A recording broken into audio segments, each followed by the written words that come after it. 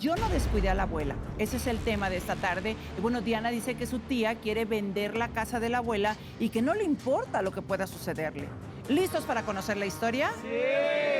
Comenzamos. Yo jamás hubiera deseado la muerte de mi abuelita, porque ella lo era todo para mí.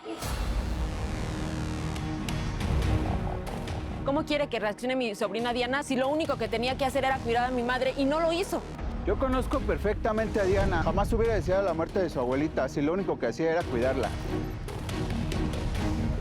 Yo no puedo creer que mi tía Dulce me quiera sacar a la calle, sabiendo que yo me quedé sola en el mundo. Ella tuvo la culpa de la muerte de mi madre y eso jamás se lo voy a perdonar. Yo estoy sufriendo y sin embargo a ella no le importa. Lo único que le pido es un poco de respeto y tiempo para saber qué voy a hacer. Por favor. Diana, gracias por estar aquí. Bienvenida. Te presento a Fraga Hostos, tanatóloga, y a Mario Herrera, abogado. A ver, Diana, traes como muchos temas, no solamente el de tu abuela, sino el de tu mamá por ahí atrapados. Así es, Rosy. ¿Cuántos años tienes? Tengo 25 años. Ok. ¿Y hace cuánto falleció tu mamá y de qué? Mi mamá desgraciadamente falleció de diabetes. Se la detectaron hace 3 años y desgraciadamente falleció hace 2 años. Muy joven, 45 años. Así es. Tú fuiste abandonada tu mamá y tú fueron abandonadas por tu padre. Sí, Así que tu mamá fue madre soltera. así es. Y después quedaste al cuidado de tu abuela, Así es. María. Y también falleció hace un mes, Hace un mes, de 65 años. de 65 Muy años. joven también, pero en este caso era una mujer sana y tuvo un accidente en la noche. ¿Qué sucedió? Esa noche, pues yo como todas las noches, yo me dedicaba a hacerle su cena.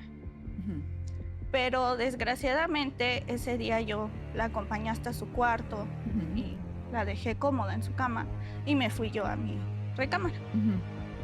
Pero desgraciadamente ella se levantó en la madrugada. ¿Tú te dedicabas solamente, Diana, a cuidar a tu abuela, a acompañarla? ¿O cuál era tu papel en la vida de tu abuela?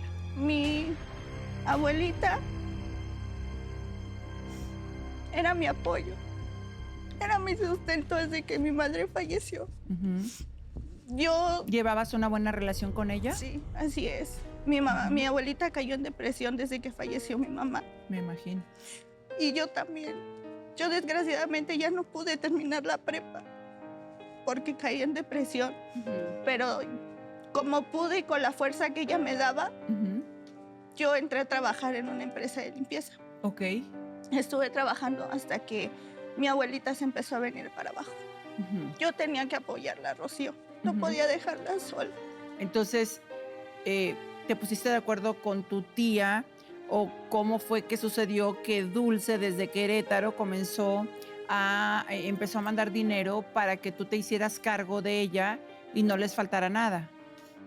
Porque como vio a mi abuela, bueno, se enteró que mi abuelita estaba cayendo en depresión, me dijo, pues yo te voy a mandar quincenalmente un apoyo para que estés con ella. Yo no lo hice tanto por eso, Rocío. Yo lo hice por el sentimiento que yo sentía hacia ella.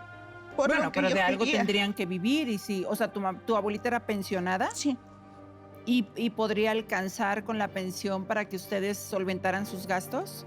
no al de todo, Ok. pero pues la íbamos pasando. ¿En algún momento Dulce pensó o intentó llevarse a tu abuelita María con ella a Querétaro? Sí, ¿Y a ti? no, a mí me hizo a un lado totalmente, ¿Y por qué? Si eres su sobrina, ¿no? porque desgraciadamente mi tía no quería a mi mamá. ¿Cómo? ¿No tenían una buena relación? No, Y son dos únicas hermanas. Bueno, eran dos únicas hermanas. así es. ¿Sabes el motivo por el cual estaban distanciadas o no? Porque decía que ella era una vividora, que ella necesitaba el amor de un hombre Ajá. para poder salir adelante. Tu mamá. Mi mamá. Pero hasta donde yo sé no tenía pareja, ¿o sí? No, ¿Y cuál es el amor de un hombre? Siempre lo decía así mi tía. Tenía el mal concepto de mi mamá porque ella no vivía con nosotras. Pero yo veía que mi mamá le echaba ganas. A pesar de que tenía su enfermedad, vendía por catálogo, vendía zapatos, vendía ropa, buscaba el sustento. En lo que yo también la ayudaba en su medicamento. Porque pues una persona diabética sola no puede. Y yo tenía que ayudarla con su tratamiento. Sí, pero fíjate aquí qué importante es acompañar inclusive un tratamiento clínico, médico, Fraga, de la mano con un especialista, ¿no? Porque no basta solamente los medicamentos, también tu estado emocional es muy importante y si tu estado emocional no está fortalecido, yo creo que ningún medicamento te va a hacer bien. Sí, es el nombre, se le conoce como cuidadores paliativos. El cuidador paliativo es el que provee mejor calidad de vida al enfermo, siempre y cuando también el cuidador se cuide. Así es que lo mejor para un cuidador paliativo es que también reciba un apoyo psicológico porque llegan a estrés brutal y puede llegar el burnout, que también se le conoce como pues el estrés, como dicen, el síndrome del quemado, porque tienen muchos problemas, tienen muchas cosas encima, que en lugar de cuidar al enfermo, pues se está descuidando también él mismo, no le puede proveer la mejor calidad de vida que necesita el enfermo. Y yo he escuchado muchos casos, Rocío, en donde el cuidador es el que muchas veces hasta muere antes que el enfermo. Sí, sí, así es. Y pues nadie tuvo este cuidado y esta prevención o contención contigo, y mucho menos con tu abuela tampoco. No. Porque prácticamente ambas estaban cuidando. Así es. Entonces, tu abuela se negó a irse con su hija a Querétaro porque su hija, que es tu tía Dulce, también se negó a llevarte a ti. Ajá, no me quería dejar sola. Y pues, ¿cómo era o cómo ha sido tu relación con tu tía? Nada Porque una más. cosa es cómo se haya llevado tu tía con tu mamá, pero otra tú con tu tía. Pues desgraciadamente, Rocío, nada más es de recibir el dinero y hasta ahí, porque ella no sabía más bien si mi abuelita comía, si no comía, si tenía medicamento, si no tenía medicamento. Todo el tiempo era estar sobre mí, pero nunca preguntaba por ella. Todo el tiempo. ¿No la visitaba? Dinero. No. ¿Nunca la visitó? Hasta que ahora sí que falleció. Yo le marqué a ella. Cuando pasó el accidente le marqué. Se vino. Nunca le dije de que había fallecido mi abuelita. ¿Qué le dijiste? ¿Que estaba mal tu Yo abuela? le dije, el día que ella falleció, no sabes la impotencia, Rocío, que yo tuve al verla tirada. ¿Te sientes culpable, Diana? Sí, ¿De qué? porque yo siento que a veces por mi descuido, ¿Cuál descuido? ¿Estabas dormida? yo sé que estaba dormida, pero yo tenía que estar al pendiente de ella. A ver, mira, vamos a poner las cosas en orden. ¿Tú te sentiste culpable desde que tu abuela falleció y desde que la encontraste tirada, o fue a raíz de que te empezó tu tía Dulce a reclamar, a señalar y todo esto, que tú te sentiste culpable?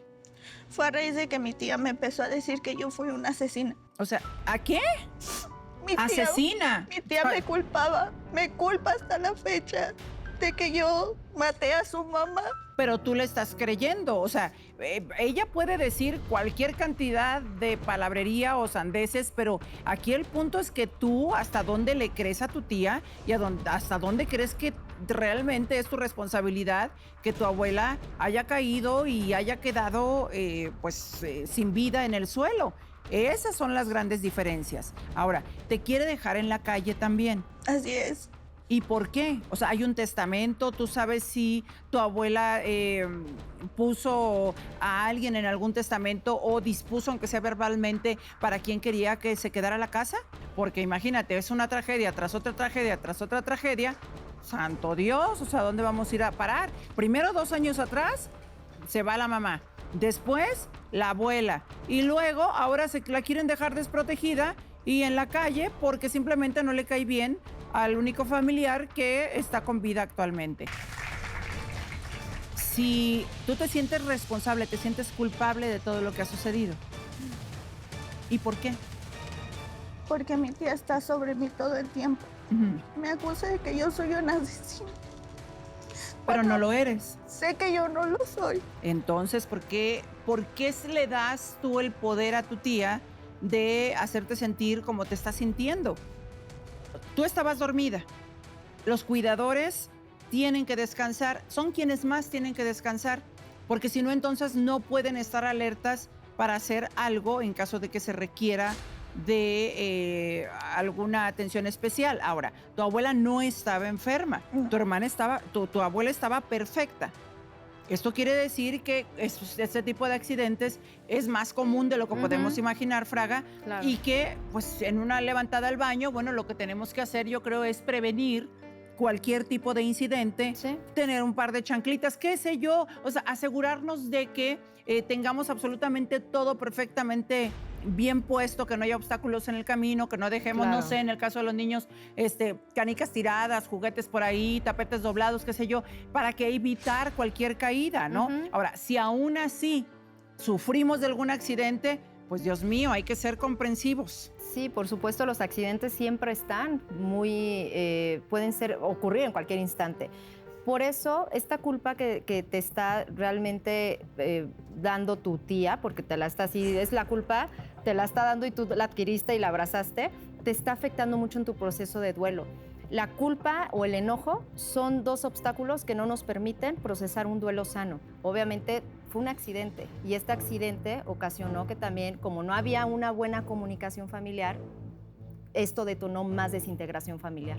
Claro. Ahora, ¿tú sabes si tu abuela dispuso que alguien se quedara con la propiedad? Si había nombrado algún heredero, le había prometido algo a alguien. No, Nada. nada. ¿Testamento? No, lo único que supe es que la casa estaba intestada. Era lo único que yo sabía que, pues ella me contó. Ujú. Por último, pero de que la dejara a alguien o de otra cosa, la verdad yo no sé. O sea, ¿no sabes a nombre de quién estaban las escrituras?